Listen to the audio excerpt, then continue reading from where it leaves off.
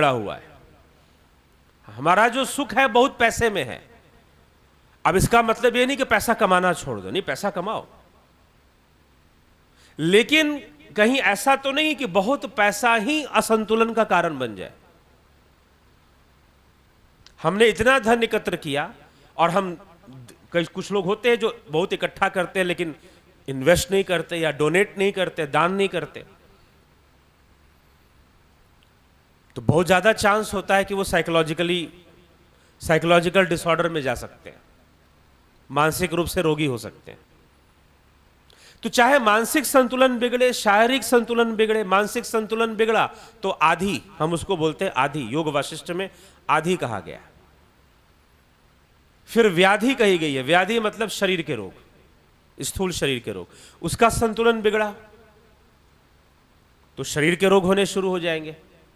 तो हमें चाहिए हर चीज अपने सुख के लिए। और ये मन जो है, मन क्या करता है, मन ये समझ लेता है कि शायद सुख जो है उस फलाने वस्तु में है,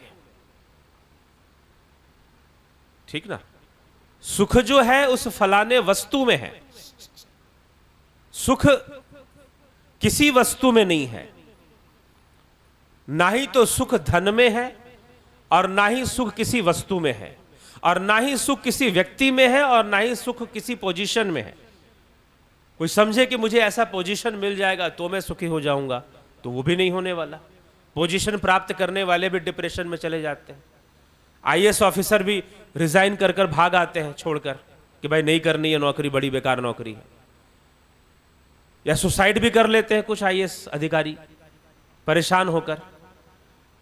लेकिन लोग कैरियर बनाने के लिए अब आईएएस की तैयारी करते हैं कि मुझे बनना है, मुझे कुछ करना है। अब वहां जाकर भी इतनी मेहनत करके कोई बच्चा आईएएस बनता है और बनने के बाद भी उसे लगे कि जीवन बेकार है, शायद मैं जीवन में कुछ भी नहीं कर रहा, कोई अच्छा काम नहीं कर रहा हूं, मुझसे कुछ भी अच्छा नहीं हो रहा है, तो फिर उसे एक डिप्रेशन आ जाता है।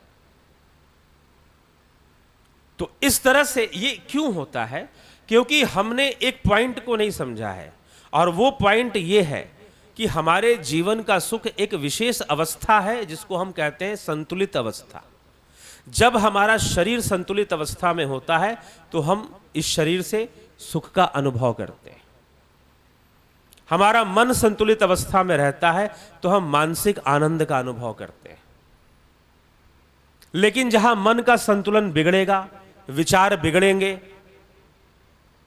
अनावश्यक विचार आएंगे, रिपीटिशन ऑफ थॉट्स बढ़ जाएगा, हमने कंट्रोल नहीं किया किसी विचार के ऊपर, कोई नकारात्मक विचार हमें मिला और हम उसका चिंतन किए जा रहे हैं, तो फिर क्या होगा?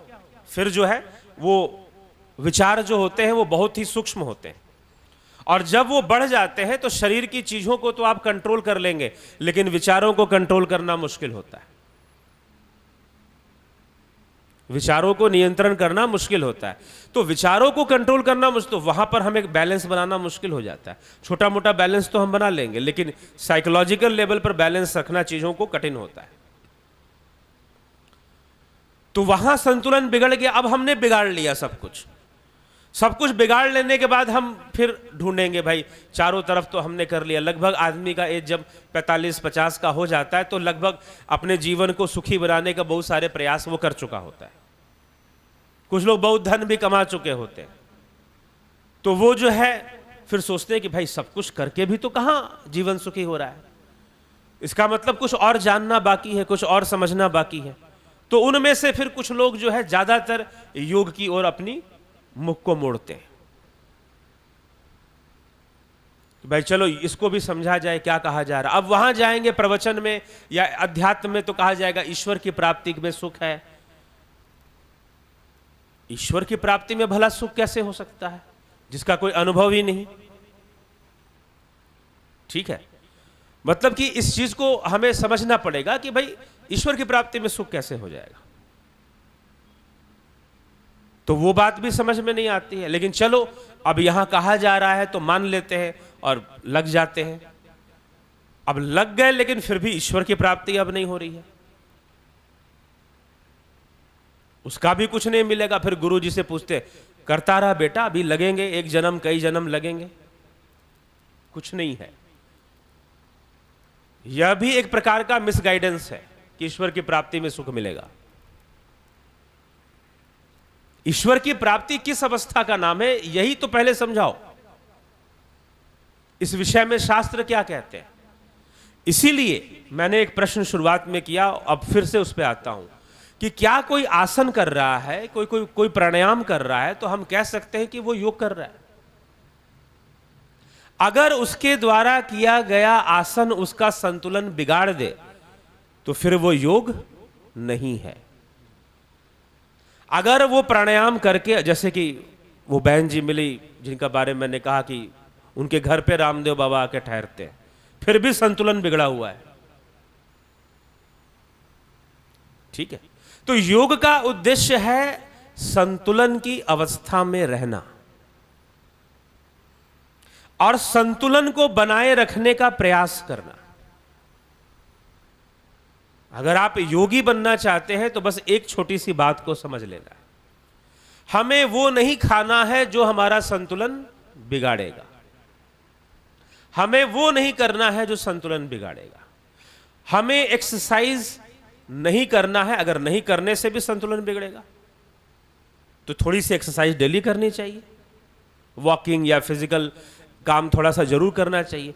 लेकिन अब इतना ज्यादा नहीं कर देना है कि संतुलन बिगड़ जाए। कुछ लोग क्या करते हैं कि भाई अच्छा एक्सरसाइज करना चाहिए तो चलो भाई करते हैं, अब लग जाते हैं खूब करने में।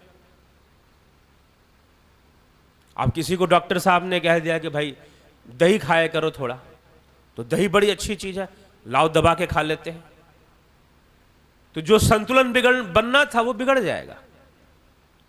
इसलिए अति सर्वत्र वर्जते, ये चाणक्य नीति कहती है। तो किसी चीज की हम अगर अति करेंगे तो वो संतुलन को बिगाड़ेगा और दुख को पैदा करेगा।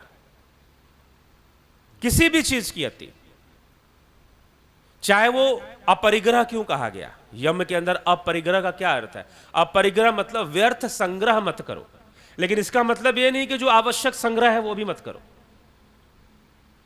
ठीक है, जो आवश्यक है वो कमाओ, उतना ज्यादा हो गया तो डोनेट करो, नहीं तो घूमने फिरने पे थोड़ा खर्च करो, थोड़ा दान पुण्य करो। ठीक है, सही काम में इन्वेस्ट करो, अगर हो गया तो दूसरों की सहायता करने में। तो हमें जो है इस बात को समझना है, इससे जीवन में संतुलन आएगा और संतुलन लाना ही हमारे जीवन का उद्देश्य होना चाहिए। अगर हम संतुलन लाने का प्रयास करें, ना कि स्वादिष्ट भोजन के पीछे भागे, ना कि हम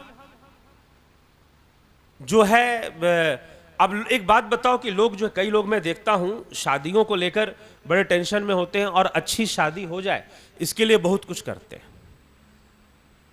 एक परिवार के लिए तो मैंने देखा कि एक जो है वो फलाने लड़की से शादी हो जाए, मेरे बेटे की, उसी से शादी हो जाए, उसी से करनी है। आप पीछे पड़ गए, उसके लिए झूठ सच और पता नहीं तंत्र मंत्र बहुत कुछ कर दिया, शादी हो भी गई और शादी 2 साल से ज्यादा टिकी नहीं, और जब लड़की गई तो बड़े बड़े केस डाल के गई।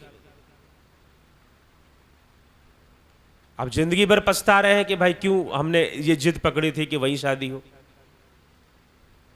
तो किसी चीज के लिए हम प्रयास अपनी तरफ से करते हैं कि हमें बहुत बढ़िया मिल जाए, सब कुछ बेस्ट हो जाए, तो इस संसार में बेस्ट नामक कोई चीज एग्जिस्ट करती नहीं है, वो सिर्फ आइडियोलॉजी में है।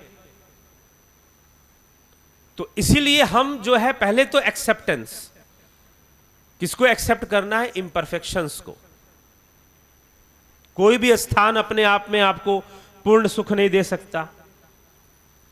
कुछ अच्छी बातें यहां हैं तो कहीं दूसरी जगह पे नहीं है, कुछ दूसरी जगह पर, कुछ जो यहां अच्छी है तो दूसरी जगह पर नहीं है। एक माता जी थी, वो घर बहुत छोटा सा था उनका बेटा बहुत बड़ा इंजीनियर बन गया, बहुत बड़े बंगले में उनको ले गया। अब छोटा घर था तो दुख इस बात का था कि सबके घर बड़े बड़े हैं, हमारा बहुत छोटा है, बाकी रिश्तेदारों के घर बड़े हैं। अब बेटा इंजीनियर बन गया बहुत बड़ा, उसने बड़ा सा बंगला लिया और माँ को वहां ठहरा दिया। अब माँ कहती है कि बड़ी दिक्कत होती है मुझे यहाँ पर, एक सामान वहां रखा है, एक सामान वहां रखा है। छोटा सा घर था, सारा सामान हाथ के अंदर में था। ऐसे हाथ डालो तो ये सामान हाथ में आ गया, ऐसे हाथ बढ़ाओ तो ये सामान हाथ में आ गया। अब कुछ लेना है तो वहां चल के जाओ, बाथरूम भी जाना है तो इधर चल के जाओ। तो अब बड़ा घर मिल गया, अब बड़े घर से परेशानी, पहले छोटे घर से भी संतुष्टि नहीं थी। तो यह संसार ऐसा ही है, इसी प्रकार से है। लेकिन इस संसार में इस प्रकार से जो चीजें हैं, इसके बीच में अगर हमें सुखी होना है तो हमें संतुलन को स्थापित करना सीखना पड़ेगा। और संतुलन को स्थापित करना ही योग है, यही योग है। आसन हमें करना चाहिए जिससे कि संतुलन आए। ये क्रियाएं, और ऐसी बात नहीं कि ये जो मैं बात बोल रहा हूं ये मैं बोल रहा हूं, ये शास्त्र में लिखा हुआ है। हठयोग